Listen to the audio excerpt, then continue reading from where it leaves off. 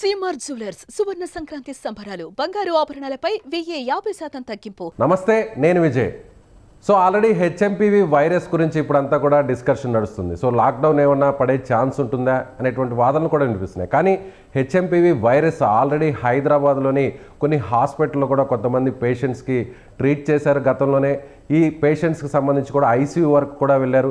So ఈ పేషెంట్స్కి treat చేసినటువంటి డాక్టర్ రాజేంద్ర గారు, ఐసీయూ స్పెషలిస్ట్, మనతో పాటు మాట్లాడడానికి లైవ్ కాల్లో ఉన్నారు. సార్ నమస్తే. సార్ నమస్కారం. దీని మీద ఒపీనియన్ ఏంటి? అంటే అందరూ కూడా భయపడాల్సినటువంటి అవసరం లేదని ఓవైపు చెబుతున్నారు. కానీ కొన్ని రోజుల తర్వాత, అంటే కోవిడ్ టైంలో కూడా అప్పుడు కూడా ఇదే మాట చెప్పారు, ఎవరు కూడా భయపడొద్దు, అంతగా భయపడాల్సిన అవసరం లేదు అని పదే పదే చెప్పారు. కానీ ఆ తర్వాత పరిస్థితులు ఏ విధంగా మారిపోయో మనం చూసాం. సో అలాంటి సిచ్యువేషన్ కూడా మళ్ళీ ఏమన్నా రిపీట్ అయ్యే ఛాన్స్ ఉందంటారా? ప్రస్తుత పరిస్థితుల్లో అయితే మేము ఎలా చూస్తున్నామంటే, as intensivist doctors, critical care specialist, so ఇది రొటీన్ గా ఉండే వైరస్సే, హ్యూమన్ మెటా న్యూమో వైరస్. మేము సెప్టెంబర్, అక్టోబర్లో కొన్ని కేసెస్ చూసాము, ఐసీయూలో అడ్మిట్ అవ్వటం కూడా చూసాము, పెద్దవాళ్ళలో కూడా. కానీ వాళ్ళందరూ చక్కగా రికవర్ అయ్యారు. సో ఈ సీజన్ లో కూడా ఇది కామన్ గా వచ్చేదే. ఇప్పుడు కొత్తగా మనకి ఇక్కడ నమోదయ్యాయి సార్ కేసెస్. హైదరాబాద్ లో కూడా చూసాము అక్టోబర్, నవంబర్ లో. లాస్ట్ అక్టోబర్, నవంబర్ లో. ఇది రొటీన్ గా ఉండే వైరస్ ఏనండి. ఓకే, దీనికి భయపడాల్సింది ఏమి లేదు. సో కాకపోతే ఇమ్యూనిటీ తక్కువ ఉన్న వాళ్ళకి కొంచెము లంగ్ మీద ఎఫెక్ట్ కొంచెం తీవ్రంగా కనిపిస్తుంది, కానీ బాగానే రికవర్ అయ్యే వెళ్ళారు. మెయిన్ గా ఏంటంటే మ్యూటేషన్ ఏమైనా వస్తుందేమోనని వాచ్ చేయాలి. మ్యూటేషన్ వచ్చి అది పొటెంట్ అయితేనే ప్రాబ్లం. ఇది రొటీన్ గా వచ్చే వైరస్ ని ట్రాన్స్ఫార్మ్ అయ్యి రూపాంతరం చెందితేనే problem. So research, surveillance continue చేయాలి. ఐసీఎంఆర్ కానీ, ఇండియన్ వైరాలజీ ఇన్స్టిట్యూట్స్ కానీ, గవర్నమెంట్ ఆర్గనైజేషన్స్ సర్వైలెన్స్ చేసుకుంటా వాచ్ చేసుకొని గైడ్ చేయాలి. ప్రస్తుత పరిస్థితిలో అయితే మనము రొటీన్ గా వచ్చే వైరస్ అనే అనుకోవచ్చు. ముఖ్యంగా చిన్న పిల్లల్లో కూడా ఈ సంఖ్య పెరుగుతుంది సార్. మనం చూసాము నిన్నంతా కూడా దాదాపు 6 నుంచి 8 వరకు కూడా కేసులు వచ్చాయంటే అందరూ కూడా నెలల వయసు ఉన్నటువంటి చిన్నపిల్లల్లోనే నిర్ధారణ అవుతుంది. ప్రత్యేకించి చిన్నపిల్లల్లోనే ఎందుకు గుర్తిస్తున్నారు అనుకోవచ్చు? ఇది మెటాన్యూమో వైరస్ క్యారెక్టరిస్టిక్ ఏదండి, ఇమ్యూనిటీ తక్కువ ఉన్న వాళ్ళలో వస్తుంది. సో చిన్నపిల్లలకు ఇమ్యూనిటీ తక్కువ ఉంటుంది. సో చిన్నపిల్లలు, మరీ పెద్ద వాళ్ళు, elderly patients or patients on immunosuppressants like steroids కానీ, కీమోథెరపీ కానీ, వీళ్ళకి ఇమ్యూనిటీ తక్కువ ఉంటుంది కాబట్టి వీళ్ళు ఎఫెక్ట్ అవుతుంటారు. మెటాన్యూమో వైరస్ క్యారెక్టరిస్టిక్ అదండి. ఇప్పుడు ఆల్రెడీ కొన్ని కేసెస్ను కూడా మీరు ఆల్రెడీ ట్రీట్ చేశారు హైదరాబాద్లో కూడా, పెద్ద వయసు వారు కూడా అంటున్నారు. అంటే వాళ్ళ సిచ్యువేషన్ ఐసీయూ వరకు వచ్చిందా, లేదంటే నార్మల్ గానే ట్రీట్మెంట్ చేశారా? నేను ఇంటెన్సివ్ కేర్ స్పెషలిస్ట్ కాబట్టి నాకు ఐసీయూలో ఉన్న పేషెంట్స్ తోనే మనం టచ్ లో ఉంటాము. సో మేము చూసింది న్యూమోనియా పేషెంట్స్, ఐసీయూ పేషెంట్ నేనైతే చూశాను. ఎందుకంటే వార్డు, ఓపీ వాటిల్లో ఈ ఆర్టీపీసీఆర్ టెస్ట్ రొటీన్ గా చేయరు, ఎందుకంటే ఇది కాస్ట్లీ అనమాట, ఎక్స్పెన్సివ్. సో బాగా పేషెంట్ సిక్ గా ఉన్నప్పుడు మాత్రమే రొటీన్ ల్యాబ్ టెస్ట్ లో కనిపించకపోతే మనం వైరల్ సెరాలజీ కానీ, ఆర్టీపీసీఆర్ ప్యానెల్ కానీ పంపిస్తాము, దాంట్లో కనిపిస్తూ ఉంటుంది. సో ఇప్పుడు మీరు ట్రీట్ చేసినటువంటి పేషెంట్స్ కండిషన్ అప్పుడు ఎలా ఉంది సార్? అంటే ఐసీయూకి వచ్చే టైంలో వాళ్ళకు ఉన్నటువంటి ప్రాబ్లమ్స్ ఏంటి? సో ఎన్ని రోజులు ట్రీట్ చేశారు? మొత్తం ఐసీయూలో ఎన్ని రోజులు ఉన్నారు? వేరే ఇతర సమస్యలు ఏమన్నా ఉన్నాయా? అంటే కేవలం ఈ వైరస్తోనే వచ్చారా, లేదంటే వేరే ఇబ్బందులు ఏదన్నా ఉన్నటువంటి పరిస్థితి ఏమన్నా కనిపించిందా?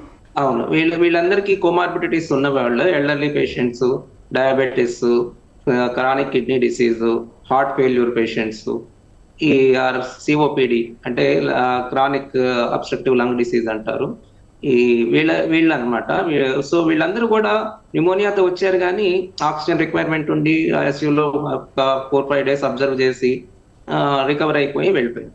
సో అందరూ కూడా ఖచ్చితంగా ఆక్సిజన్ తీసుకున్నారు. సో ఆ కండిషన్ లోనే వచ్చారు, ఆక్సిజన్ పేషెంట్స్ వచ్చారు. ఐసీయూ పేషెంట్స్ గురించి మాత్రమే నేను మాట్లాడుతున్నాను. సో వాళ్ళకి న్యూమోనియా వల్ల లంగ్ కొంచెం వెట్ అవుతుంది. సో దానివల్ల ఆక్సిజన్ టెంపరీగా రిక్వైర్మెంట్ ఉంటుంది.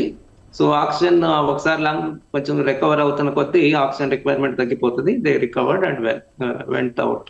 మీరందరూ ప్రాణాపాయ స్థితి వరకు వెళ్ళారా, లేదంటే నార్మల్ గానే డిశ్చార్జ్ అయ్యారు సార్? అంటే ఎలా ఉంది వాళ్ళ స్టేజ్? క్రిటికల్ గా ఉన్నిందా, నార్మల్ గానే ఉన్నింది? ఐసీయూకి వచ్చేదేనే లైఫ్ కి కొంచెం డిస్టర్బెన్స్ వస్తుంది అనే పాసిబిలిటీ ఉన్న వాళ్ళని ఐసీయూలో పెట్టుకొని చూసుకుంటాము. సో వచ్చినప్పుడు కొంచెం సిక్ గానే ఉన్నారు, కానీ దే రికవర్డ్ వెల్. మొత్తం ఎంతమంది పేషెంట్స్ వచ్చారు సార్? ఎంతమంది పేషెంట్స్ని ఐసీయూలో మీరు ట్రీట్ చేయడం జరిగింది? అక్టోబర్ నవంబర్లో చేశారంటే మీ హాస్పిటల్లో ఎంతమంది పేషెంట్స్ వచ్చారు ఈ కేసెస్తో? అంటే బేసిక్గా ఏంటంటే మేము అఫోర్డబుల్ పేషెంట్స్ మాత్రమే మనం ఆర్టీపీసీఆర్ టెస్టులు చేస్తాము. అది ఆల్మోస్ట్ 6,000 to 8,000 టెస్ట్ ఉంటుంది అనమాట. అది ప్యానల్ ఉంటుంది, మల్టిపుల్ ఫ్లూయెంజా కానీ ఈ కోవిడ్ టెస్ట్ కానీ ఒక 10 వైరస్ల వరకు టెస్ట్ చేస్తారు. సో దానికి వాళ్ళు అఫోర్డబుల్ నుండి కన్సెంట్ ఇస్తేనే చేయగలిగాం అందరికి. మేము 2 పేషెంట్స్ మాత్రం పాజిటివ్ మెటాన్యూమో వైరస్లు చూసాము. సో వీళ్ళకి ఎలాంటి లక్షణాలు ఉన్నాయి సార్? అంటే ఇప్పుడు ప్రెసెంట్ చెప్తున్నటువంటి లక్షణాలే కోవిడ్ లక్షణాలు కనిపించాయి వీరిలో కూడా? టిపికల్ కోవిడ్ లక్షణాలు అంటే ఇవన్నీ కూడా కామన్ గా ఉంటాయి. ఫ్లూ కానీ ఈ కోవిడ్ కానీ ఇవన్నీ కోల్డ్, కాఫ్, బ్రెత్లెస్నెస్, ఎగ్జర్షనల్ అంటే నడుస్తుంటే ఆయాసము, ఈ చెస్ట్ టైట్నెస్, ఇవన్నీ కూడా చాలా కామన్ గా ఉంటాయి అన్నమాట. సో కోవిడ్ లక్షణాలు అవి అంటే మనం సిటీ స్కాన్ వాటిలో కొన్ని క్యారెక్టరిస్టిక్ ఫీచర్స్ ఉంటాయి.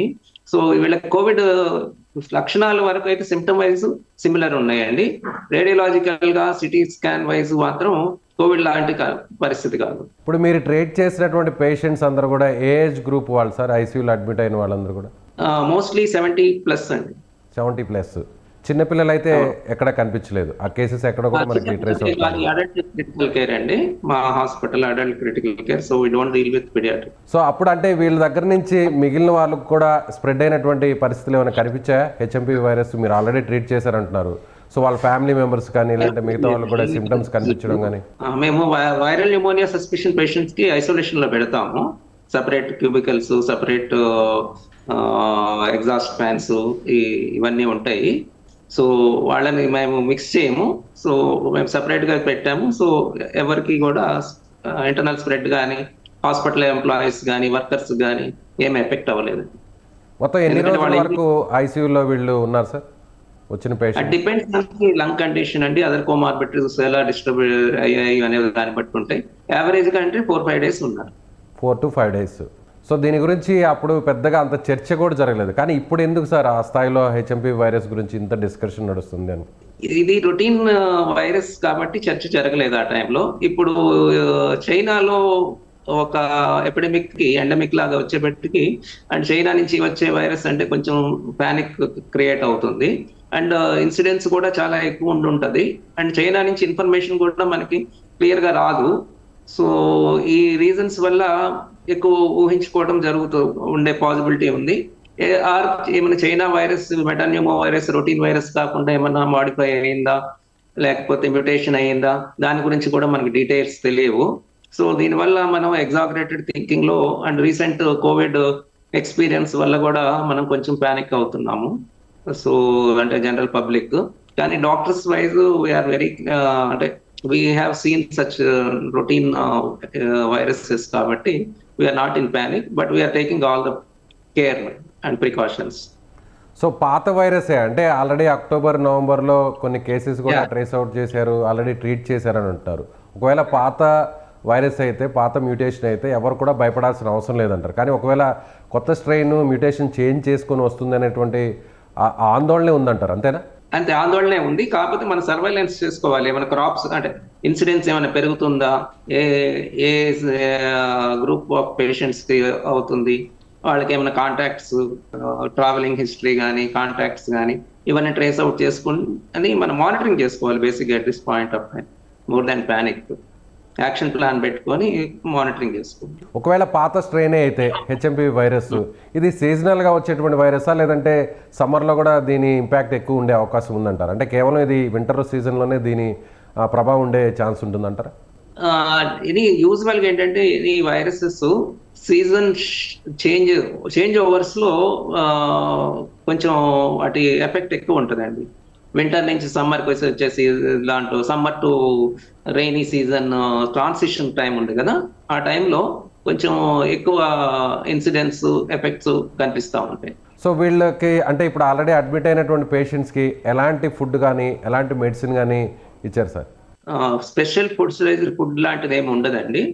అండ్ మెడిసిన్స్ అనేవి మనము అదర్ పాసిబిలిటీస్ కూడా ఆలోచన చేస్తాం కాబట్టి సో వాటికి సంబంధించిన ట్రీట్మెంట్ చేస్తూ ఉంటాము. బేసిక్గా ఏమేమి ఆర్గాన్స్ ఎఫెక్ట్ అయినాయి, వాటిని ఎలా సపోర్ట్ చేసుకోవాలి, అదర్ కోమార్బిడిటీస్ని ఎలా బ్యాలెన్స్ చేయాలి, వాటి మీద ఎక్కువ ఉంటుంది కాన్సన్ట్రేషన్. సో ఐసీయూ వరకు అడ్మిషన్ అయ్యారు అని అంటే వాళ్ళకి అదర్ ప్రాబ్లమ్స్ ఉన్న వాళ్ళే వచ్చారు అంతే తప్ప కేవలం హెచ్ఎంపివి వైరస్ తీవ్రత పెరిగి ఎవరు కూడా రాలేదు అంతేనంటారా?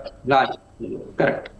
Right sir, thank you so much. ఇది ఐసీయూ స్పెషలిస్ట్ డాక్టర్ రాజేంద్ర గారు చెప్తున్నట్టుగా గతంలోనే అక్టోబర్ నవంబర్ ఈ నెలలోనే హైదరాబాద్లోనే ఈ కేసెస్ని తాము చూసాము, తాము ట్రీట్ కూడా చేసాము. కొన్ని కేసెస్ అంటే వేరే క్రానిక్ డిసీజెస్ ఉండడం వల్ల వాళ్ళు తమ హాస్పిటల్లో అడ్మిట్ అయ్యారు. సో ఐసీయూలో చాలామంది పేషెంట్స్ని కూడా ట్రీట్ చేసాము, వాళ్ళందరూ కూడా చాలా సేఫ్గా రికవరీ అయి కూడా వెళ్ళారని చెప్పి డాక్టర్ గారు చెప్తున్నారు. సో ఎవరు కూడా ఆందోళన చెందాల్సిన అవసరం లేదు. ఒకవేళ మ్యూటేషన్ స్ట్రెయిన్ ఏదైనా చేంజ్ చేసుకొని వస్తుందేమో అనేటువంటి ఒక అధ్యయనం అయితే మాత్రం ప్రస్తుతం వైద్య ఆరోగ్య శాఖ చేస్తుందని డాక్టర్ గారు చెప్తున్నారు. Thank you so much.